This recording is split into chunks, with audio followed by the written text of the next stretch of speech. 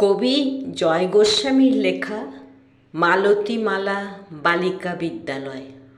কণ্ঠে আমি ছন্দা চট্টোপাধ্যায়।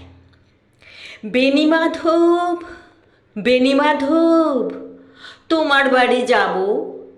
বেণীমাধব, এখন কি তুমি আমার কথা ভাবো? বেণীমাধব মোহনবাসী তমাল তরুমূলে বাজিয়েছিলে আমি তখন মালতী স্কুলে।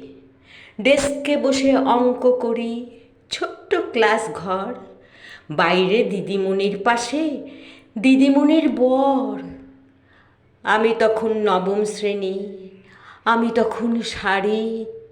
দেখা হলো বেণীমাধব সুলেখাদের বাড়ি।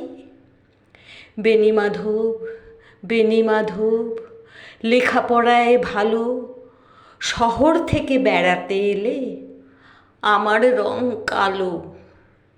তোমায় দেখে এক দৌড়ে পালিয়ে গেছি ঘরে। বেণীমাধব, আমার বাবা দোকানে কাজ করে। কুঞ্জে অলি গুঞ্জে তবু ফুটেছে মঞ্জরি।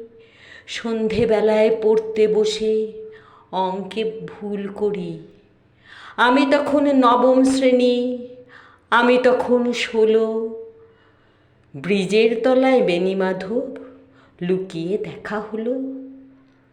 বেণীমাধব, বেণীমাধব, এত দিনের পরে সত্যি বলো, সেসব কথা এখন মনে পড়ে? সেসব কথা বলেছ তুমি তোমার প্রেমিকাকে?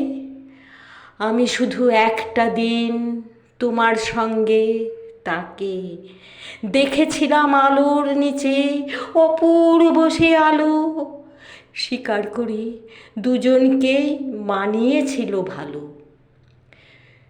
জুড়িয়ে দিল চোখ আমার, পুড়িয়ে দিল চোখ।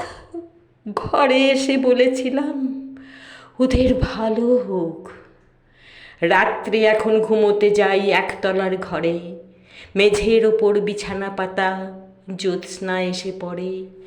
আমার পরে যে বোন ছিল চূড়াপথের বাঁকে হারিয়ে গেছে, জানি না, জানি না কোথায় কার সঙ্গে থাকে।